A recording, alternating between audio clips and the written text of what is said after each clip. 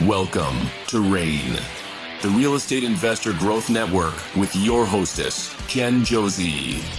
Join like-minded real estate investors and accelerate your business towards greatness. You will hear step-by-step strategies for success, interviews with real estate rock stars, and we will dig deep into past projects where we bear it all, including the good, the bad, and some just plain ugly. So get excited. Here's the bestower of badassery herself, the real Jen Josey. Listener discretion is advised. Hi, and welcome back. I'm Jen Josey, creator of RAIN, the Real Estate Investor Growth Network. Whoop, whoop. On today's episode, we have a guest that will be sharing their badassery.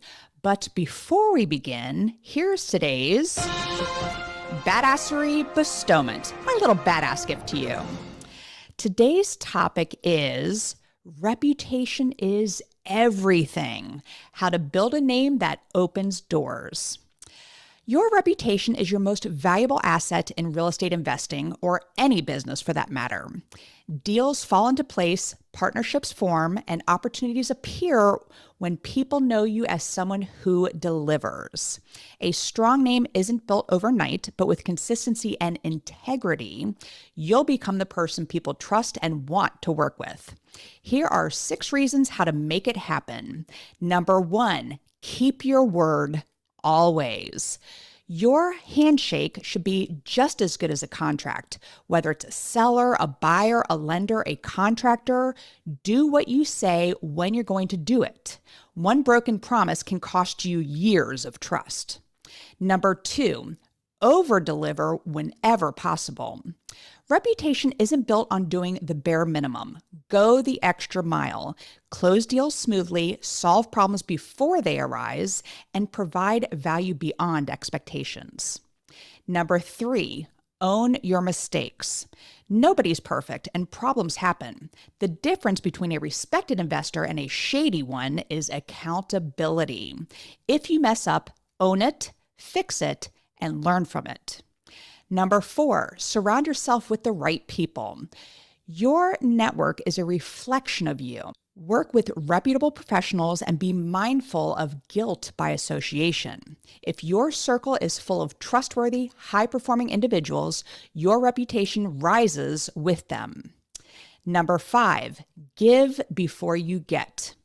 Be a resource, share knowledge, and help others without expecting immediate returns. The real estate game is long-term, and goodwill always finds its way back to you. Number 6, stay visible and consistent. Whether it's networking events, social media, or local meetups, be present. Stay consistent in your branding and messaging so people know exactly who you are and what you stand for. So, your name is your currency in this business. Protect it, strengthen it, and let your reputation work for you. Doors just don't open for people who talk a big game. They open for those who prove themselves day in and day out. So go out there and make your name legendary. Now on to today's episode of the Real Estate Investor Growth Network podcast. We have with us Mike Cossette. Mike is a seasoned real estate expert and award-winning Remax broker with over 20 years of experience. As co-owner of Remax Gateway in Austin, he has played a key role in shaping the Central Texas market while building an impressive portfolio of 18 properties, including multifamily homes, vacation rentals, and even a private island in Florida. His real estate journey began at just 23 when he flipped his first property, eventually selling over 350 homes and overcoming market challenges like the 2008 crash. A proud father of 4, Mike proves that success in business doesn't have to come at the expense of family and personal fulfillment. His travels to over 35 countries has broadened his perspective, fueling his innovative approach to real estate and wealth building. With a talent for simplifying complex strategies and delivering real results, Mike has earned his reputation as a trusted mentor and industry leader. It's my pleasure to have him on the show, so welcome, Mike Cossette. How are you? Thank you so much, Jen. That's quite the introduction. I really appreciate it. And thank you, Rain, for being such a powerful podcast in the investment community. I hope everyone realizes all the value that you're providing them. And I want to just say thank you and let's get rolling. Wow, I can stop recording. That's all I needed to hear. Thank you, Mike. I'm just kidding. And I was tongue tied. Thank goodness for some editing there. Anyway, I want to get into we talked briefly before we hit record, and I cannot wait to hear this story. So let's go back to college days, back to the Phi Delta fraternity, and tell us the story of how you did some house hacking. Absolutely. This is actually the story that actually introduced me and got me into real estate from day one. My folks lived in Colorado. Me and my brother were going to school in Texas, and we needed a home base. So and my fraternity, I had just joined, and I was kind of the new guy, and didn't have our own fraternity house. So me and a couple of my fraternity brothers thought about it, and we were able to convince my parents and some other people to invest in a property for us to pay for kind of our college. And so they wouldn't have a home base and we wouldn't have to pay all these extra dorm fees and et cetera. So I rented out 5 bedrooms. It was a 4-bedroom house. I rented out the attic.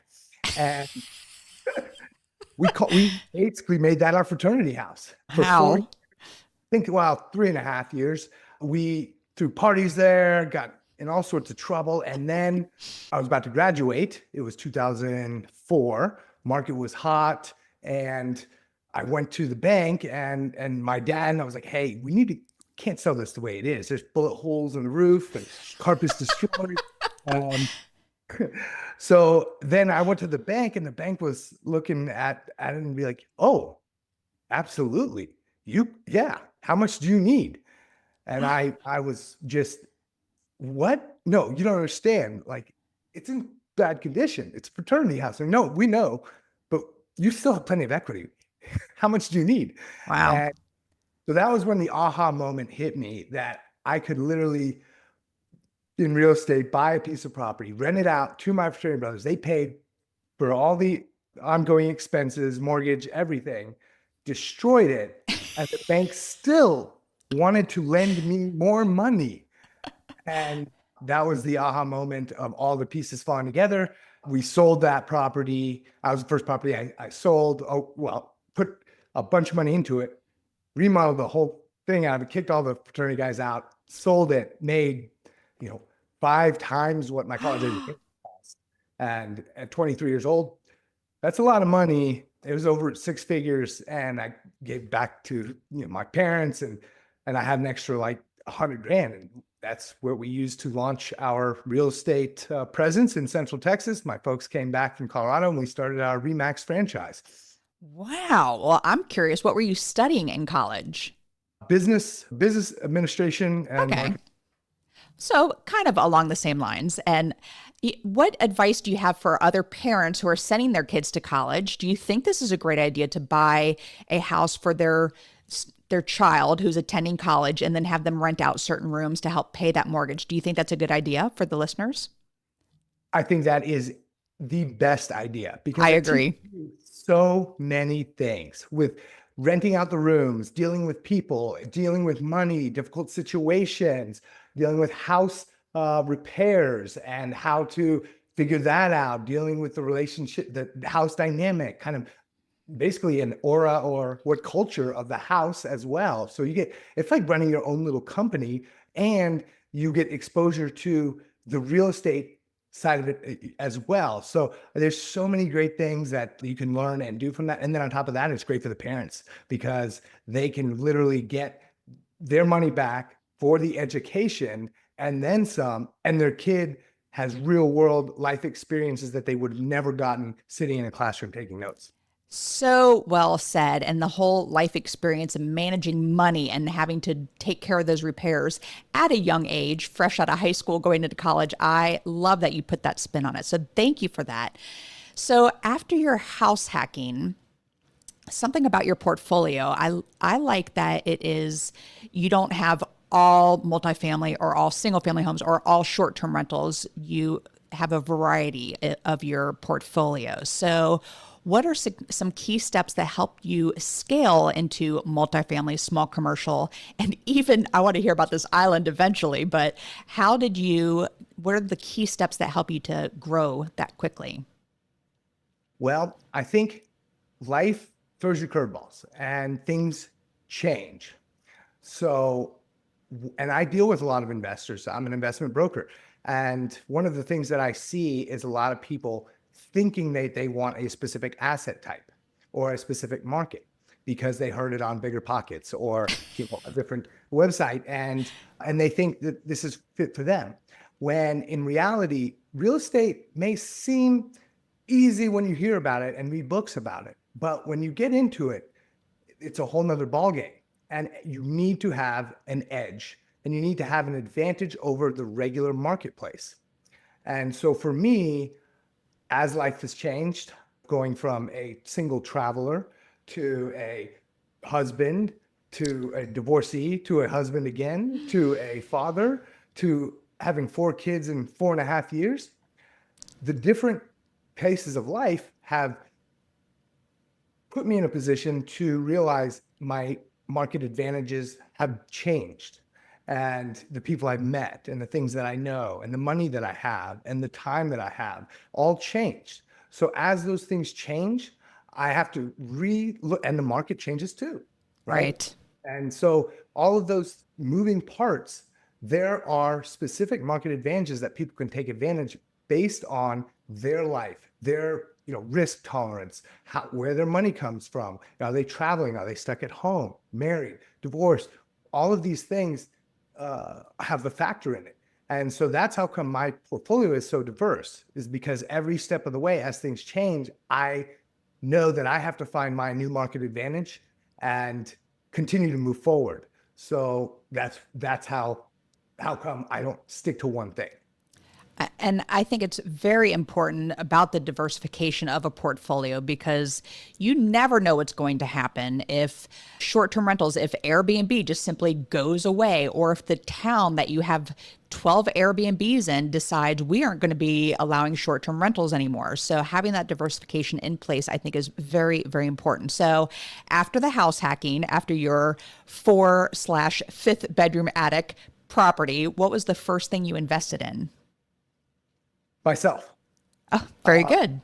We took that money and we bought a Remax franchise, and we started hiring agents. It was end of 2005, beginning of 2006, and the market was great.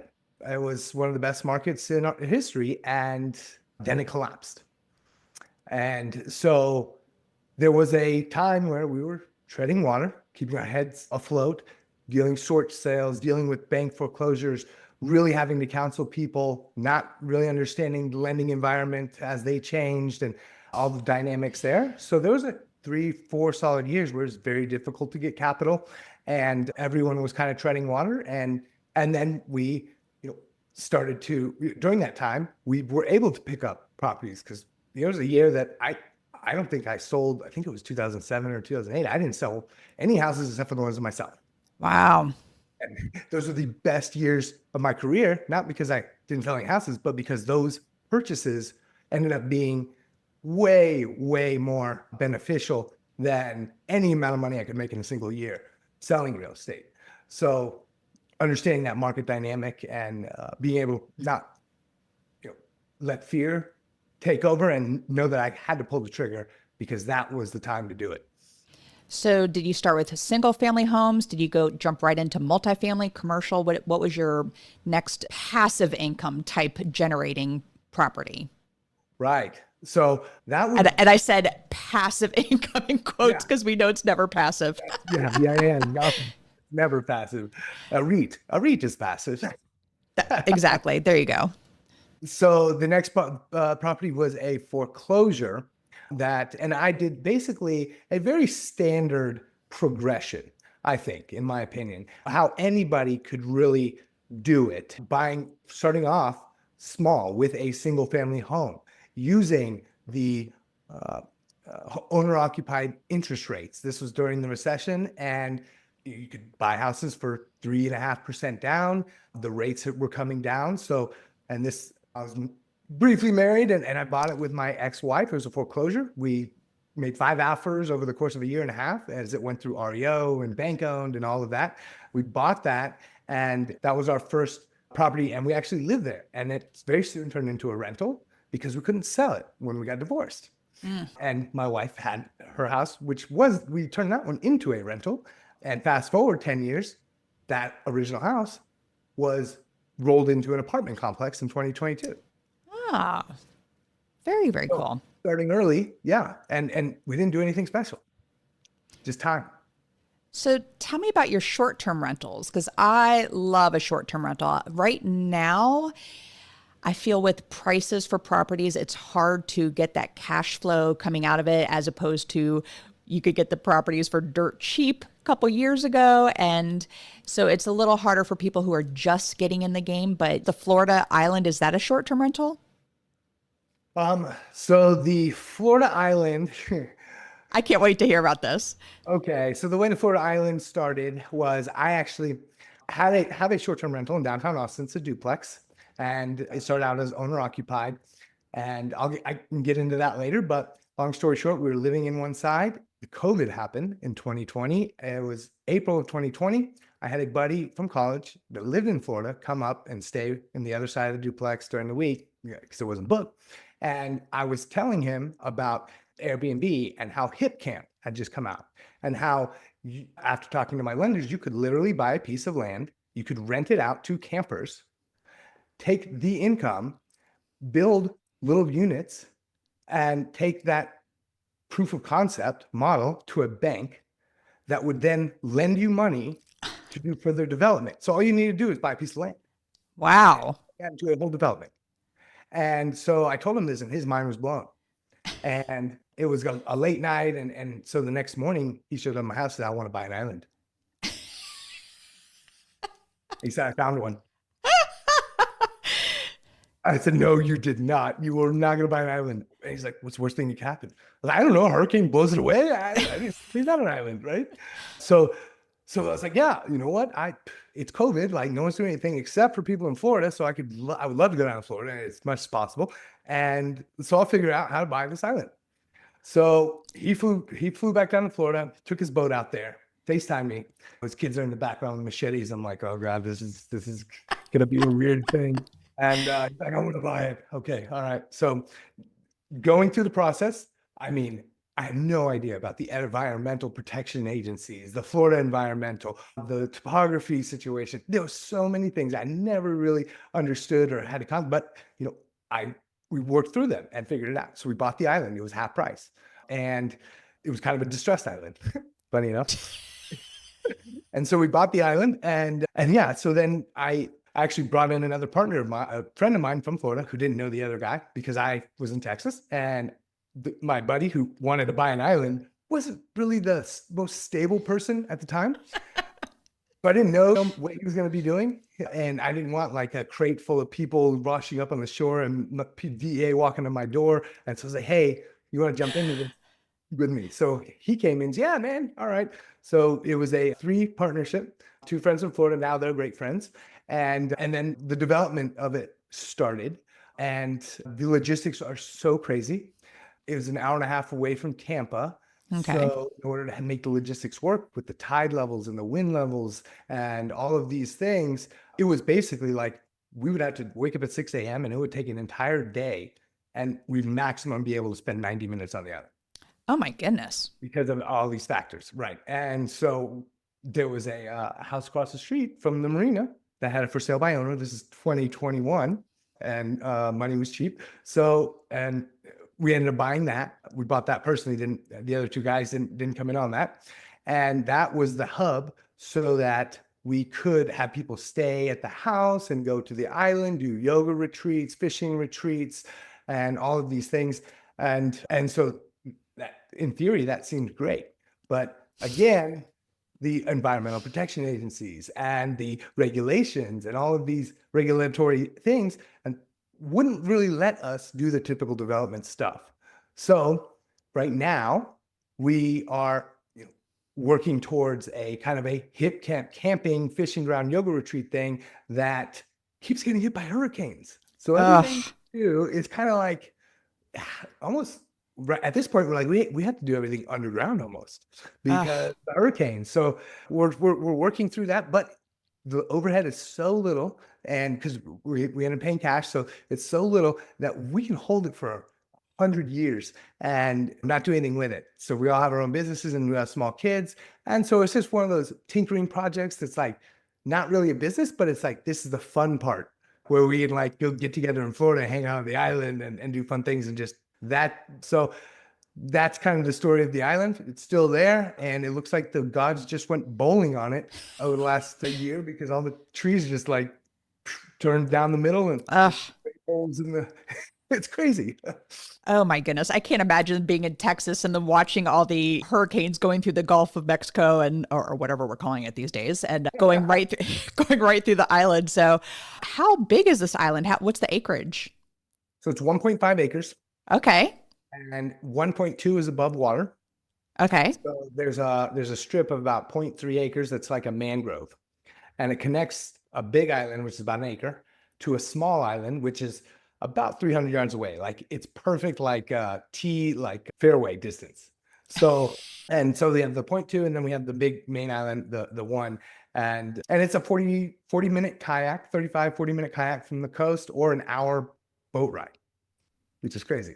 That is crazy. That is so cool, though. I just interviewed a gentleman. His name, he goes by the Wandering Investor, and I took a trip in high school to Germany, and they were saying we're going down the Rhine River, and they're saying, oh, all these castles falling apart, and said you can buy them really cheap. And always in the back of my mind, I'm like, I want to buy a castle in Germany. And he said, well, you should probably just buy it in France, or I think he said Spain, because you can get them a lot. You can get nicer ones there. So I love all that nostalgia of I own an island and I could do this. I think that is fantastic. So you have traveled to 35 countries. How has your world travels influenced your real estate?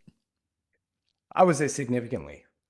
I think in two main areas. So after I got divorced, when I met my new wife, we both agreed like, hey, we're coming out of relationships where the other person didn't travel. We need to travel. That was one thing that we realized. And so we traveled like nobody's business. Every opportunity we got, spending a month in another country and 2 or 3 times a year for like 5 years, bouncing around. And the first thing that impacted our real estate, and she's a teacher, by the way, she's not in real estate. So the first thing that impacted us was that we had this little bungalow down in downtown Austin, which is now a nice duplex. It's an Airbnb, but it was just a little bungalow we lived in. And when we would leave, this was started in 2015, 2014, 2015, actually before that, but we rented it out when we would leave the country. And Airbnb was just a brand new thing. And it was starting to make money while we were gone, paying for our vacations. And it was getting better and better and better. And so while we were traveling, we're in our late 20s, she was in her mid 20s. We would go to these hostels all over Australia, New Oh, Zealand, Africa, Zimbabwe, and Thailand, and you name it. And there were so many different varieties. Some were just horrible, like, how can you live in these conditions? And some are like, oh my God, like this is amazing for like $7 a night. Like this is incredible. And so that was the conversation that we continuously had, is how can we figure out the Airbnb and take the best parts of our travel experiences and how to really host and what we loved about these different countries and incorporate that together. So that really helped us say, okay, well, let's build our own Airbnb hostel type situation. cool. Yeah. And so that was the hospitality impact that it really had. So we were able to travel and talk about all the new things and understand the plugs and the lights and all that stuff while doing it at the same and making money on it. And so that was one thing that really she was into and which was great. And so we took that, and then after we got married in Mexico, then we took our honeymoon in Africa. And in Africa, we did this crazy river trip, which is called the Zambezi River in Zimbabwe, Zambia, really, and by Victoria Falls. And humans do America, no one should be on this river. This is like, there's a survival rate. Like there's like a public, like you cannot, like there's alligators in there and hippos and people falling off rafts. It's class 5 rapids. And there's no attorneys, there's no like you die, you die. Like nobody finds like, Gosh. and so we didn't know that going into it, but we ended up on this river and our raft was flat. We had a hole in it and we kept flipping and we were stuck under the water. I was pulling people out of the water and people were panicking and there was nobody around to help us. People were like, I want to get a helicopter and get out of here. And like, they couldn't do anything. And so at that moment was one of the pivotal moments, both me and my wife, is how short life really is, because that was the closest death experience that we had. And when we got out of there, it was like, wow, like when we see an opportunity or when there is something in front of us that our gut tells us go for it, then we have to, because life is short. You think you're taking a nice little river trip, next thing you're underwater with alligators. And so that accelerated my investment mindset and prowess into, okay, let's do this. And that's when, we were like, hey, let's go commercial.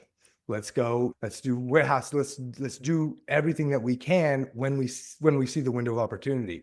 And I think that that's one thing that a lot of new investors really get stuck on themselves and not taking the leap when they feel it, but they, research and we can talk about that later, but yeah. Huge. Everything that you said. And first of all, shout out to your wife. I'm a former middle school teacher myself. So you got to throw the love to the teachers when I hear about them. And I like that you honed in on the whole hospitality aspect of it and providing an experience, because that's how I treat my short-term rentals. Well, I'm down to one right now, but I'm actively looking for ones in areas where I can provide an experience. I want to be somewhere on a river, not in Zambia, by the way. You could keep your hippos, and I feel like hippos are even worse than alligators. Is that true? They're more deadly. They're not. Yes. They're more deadly. Yeah. I've heard that. So, but I do want to provide an experience like that. And I feel like those always do better. And Austin is a very saturated market for short-term rentals. Raleigh, I'm in Raleigh, North Carolina. We have similar type markets, and people hear Austin, Texas, Raleigh, North Carolina, and everyone wants to buy there. And then it gets oversaturated and it's just a condo somewhere. There's nothing special about it, but the ones who have survived over time provide experiences, whether it be an island, whether it be a hostel someplace. It's that whole making memories for your guests that are staying there. So I love that you tapped into that. Very, very cool. Let's continue with your wife. So now you have 4 kids one just turned 6. So under the age of 6, 4 kids, goodness gracious. And you're managing 18 properties and you have your brokerage as well. What systems or tools, we're kind of shifting here a little bit, but what systems or tools do you rely on to stay organized and efficient? That is the ever evolving question. And it should. Yes. So right now, time has vastly shrunk for me. And I took on self-managing the apartment complex. I wanted to check that box as an operator so that I could be the missing piece between to get the multifamily stuff. And had no idea I was about to be hit with surprise twins. So, yes. And so that was the firstborn were twins? The last 2. Oh my goodness. Okay. Yes. So no, so with that, they're a year and a half now. They're walking and they're in daycare. And my day basically ends at 3:30. And I can't really work weekends. No one person can take care of all 4 kids at this point. So the strategies that I have and the systems involve as much delegation as possible. And I started out with a couple of assistants and I had an au pair. And now we've evolved. Now that the kids are in daycare, I got rid of the au pair. My assistant went crazy and we had to part ways. And so now I have offsite teams. So I've got a social media team because I can't edit anything, takes me forever. So they edit, they do all my social media, I record stuff. Then I've got my transaction coordinating team, and I've got my kind of coaching team. And so that I can focus primarily on these types of things and having conversations and doing deals. And so that is where we're at now. I feel like that's the direction we're going to continue to go in. My next piece would be to get another full-time on the ground, boots on the ground assistant back in the office, and then kind of go from there. But the outsourced teams, and by outsourced, they're all in America because I can't. Never mind. I'll stop there. But I am with you 1,000%. Sorry, I don't mean to laugh at that, but I'm with you. So anyway, what I'm hearing from you is the who, not the how. And you are putting the right people in the right spot on that bus to make your business bus move forward. And I think that's really, really important. So for people who are starting out that are starting to scale, how can someone find the money to pay that person? Because this is a struggle I have with my husband, who's also my business partner, and paying someone a salary to come in, but how did it change and totally reshape how you started doing your business and able to put your focus where it's supposed to be? Well, I think taking the leap, trial and error. I think failing fast is the way you learn quickly. I've been through 3 assistants. I'm not a good hirer. I have learned them. My last assistant, we lived in a camper that we bought him on one of our properties. That's how bad of a hiring person I am. But he's got nowhere else to go, and he's a hard worker. And it was great for a while, but turned out bad. And so I know that now, after that, I have to, and it took me 3 assistants, that I have to hire someone to hire people for me. And that is the way I'm the only way I'm going to have the ability to get the person that I need.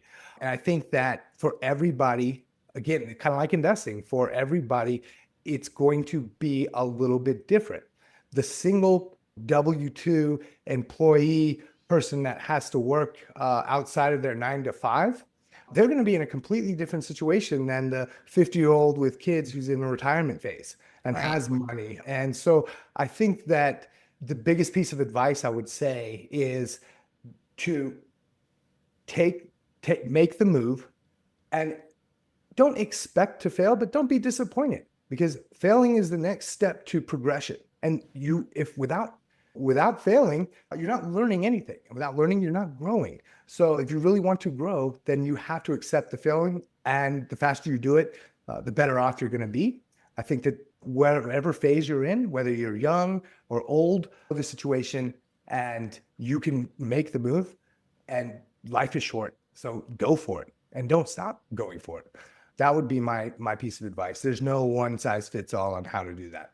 That is great advice. And failing fast, I think, is a key to what you just said as well. Don't get in a situation where you've hired someone and they are awful, but yet it's emotional. But fail fast. I think that was the key takeaway for me out of what you just said. So you have navigated some major real estate downturns, including the 2008 crash. I feel like we are in a slump at the moment as well. So what are some key lessons that have helped you stay resilient through market shifts like we're going through now? Well, the market shift that we had in 2007, 8 through 11 really is quite different, I believe, than the market shift that we're having now. Yes. Fundamentally so. And the way things have transpired with the high interest rates that have just steadily gone up or stayed the same, not really come down. That's something that in normal recessions, the government brings the interest rates down, right? And there's a lot of money in the marketplace, trillions of dollars still sitting there. And inflation somehow is not really coming down that much. So I think all of these market factors, they each teach you a new lesson.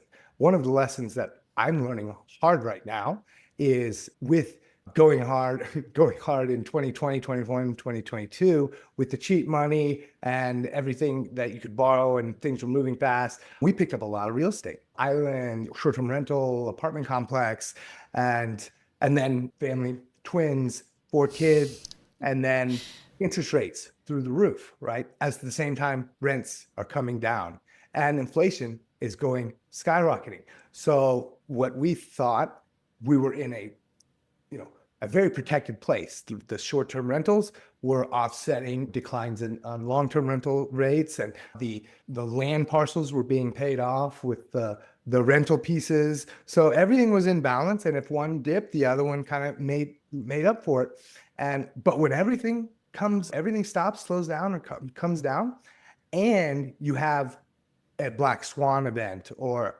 a natural disaster like a hurricane wiping everything out, then that's where the real lesson of, okay, we're learning that the amount of what we thought capital expense savings on the side of these properties and overall needs to be a lot more than what we anticipate. And we need to really make sure that we're very careful and not skimping on the insurance policies behind these. And we're keeping up with that. As you can see in California, a lot of people are just devastated and their insurance company swapped them.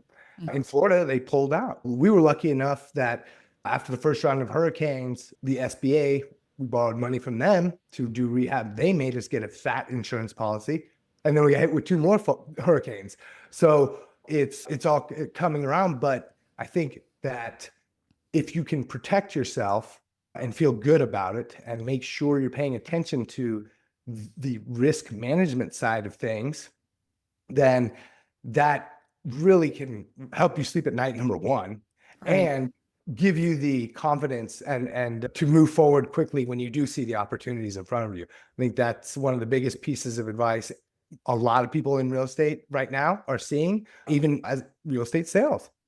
Slowest in 30 years, right? So if you're in the real estate market, you're feeling it. You can say what you want, but you are, and investors are, lenders are, everyone is, and protecting yourself and doing more than what you can expect, I think is a key lesson in this window of recession.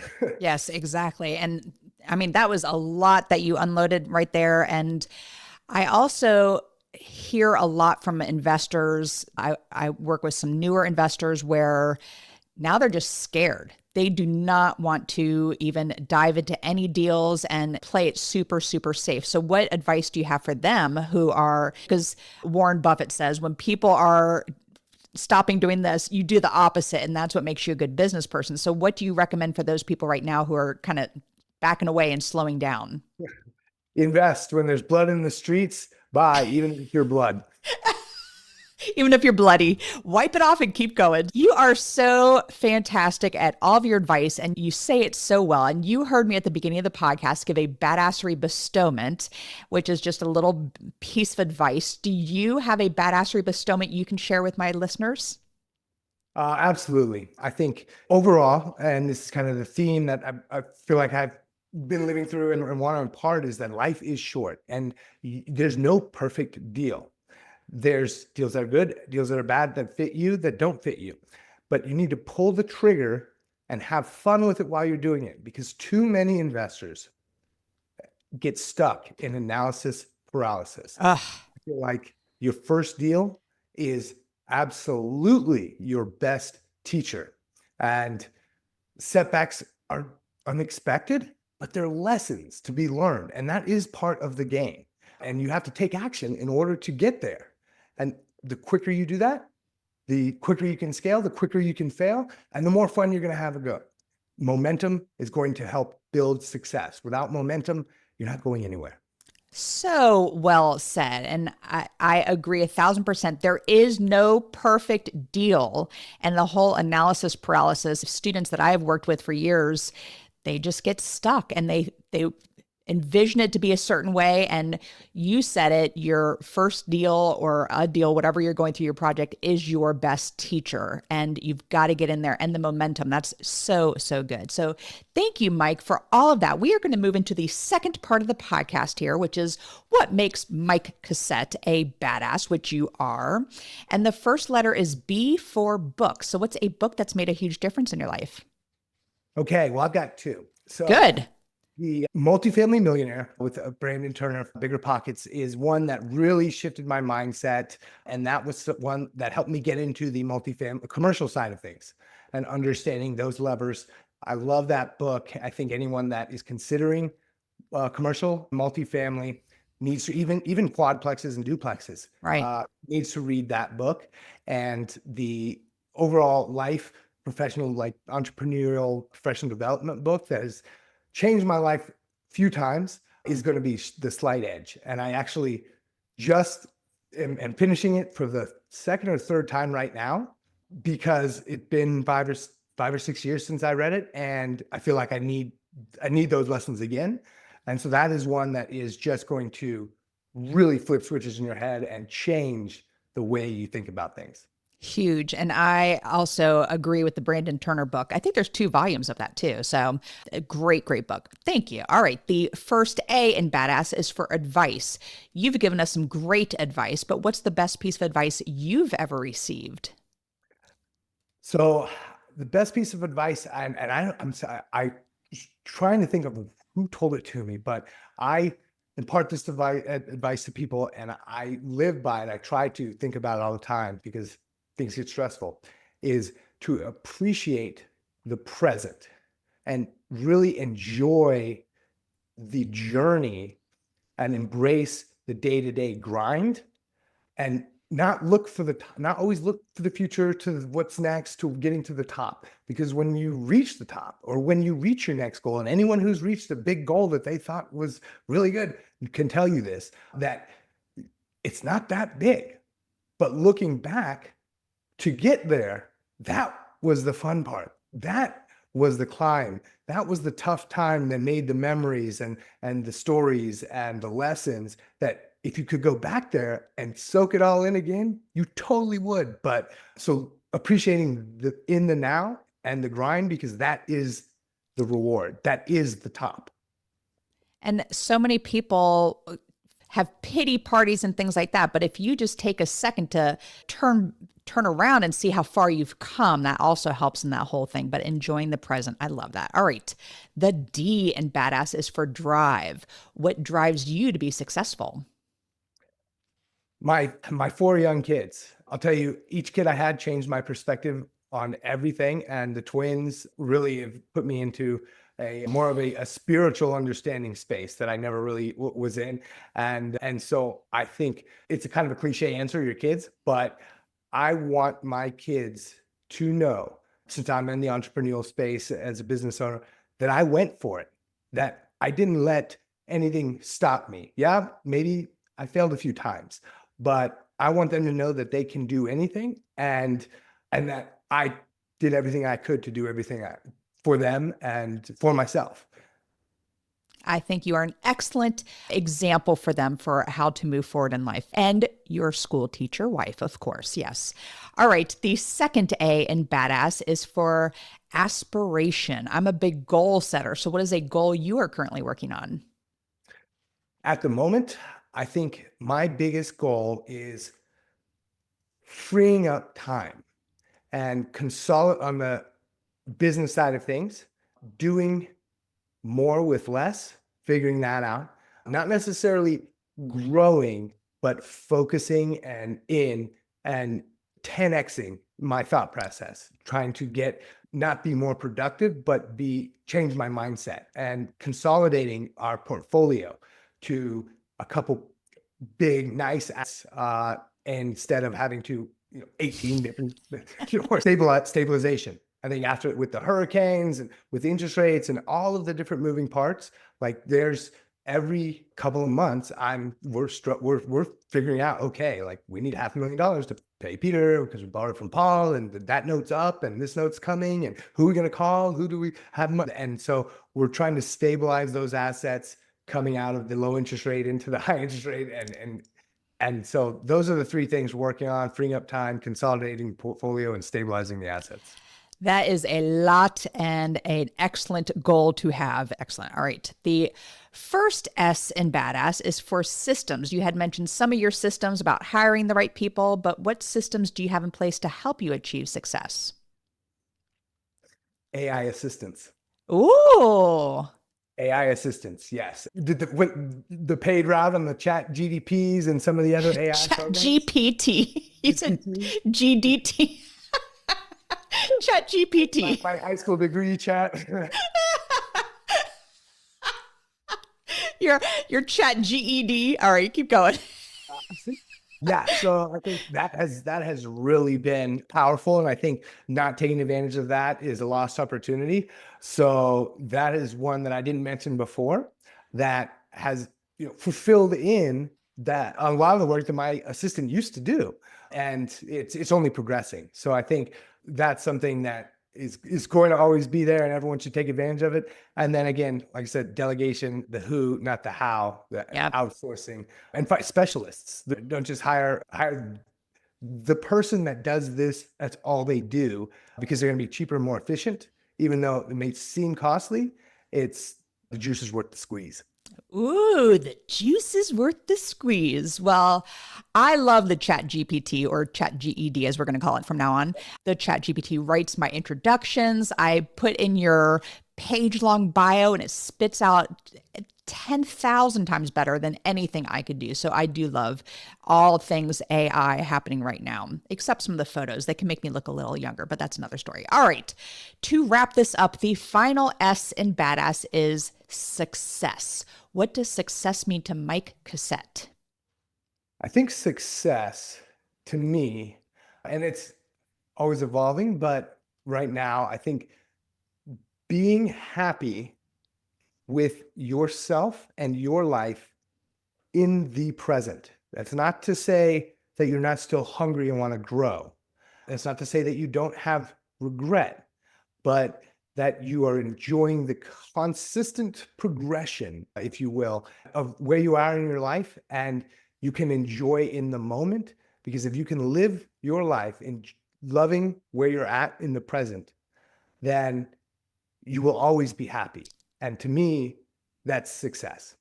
That is huge. Mike, thank you so much for that. And I just love your energy. I love how you express yourself and tell your stories. And I'm hoping this is going to be a yes, but do you have a mentorship program? Not yet. No, I do not. You need to. You are so great at this, and you truly are inspiring others. And I love your whole process of really diversifying your portfolio and what works at the time, because so many people have up blinders in this industry and they just keep going with what they were taught and they don't learn to bend, and it's better than breaking. So thank you, Mike, so much for being here today. If the guests want to reach out to you to maybe ask you questions, if they need to buy a house in Austin, Texas, how would they find you? On all the top YouTube, face-based, social medias, I am at Ask Mike Koss, C-O-S-S, Ask Mike Koss, and that is the grams and the X's and all the talks and Bigger Pockets. And I don't have a mentorship program, but if people have questions, I am a big proponent of giving when I have the opportunity. Absolutely. Well, I am appreciative of you giving your time on my podcast today, because it was an absolute pleasure to meet you. So thank you for being here today. Thank you very much, Jen. It's a pleasure to be on Rain, the badassery. Well, thank you. And that is all. Thank you for listening, and we will catch you on the next episode. Now go out there and share your badassery, and don't forget, make it a great day. Take care. Bye-bye. Whoop, whoop.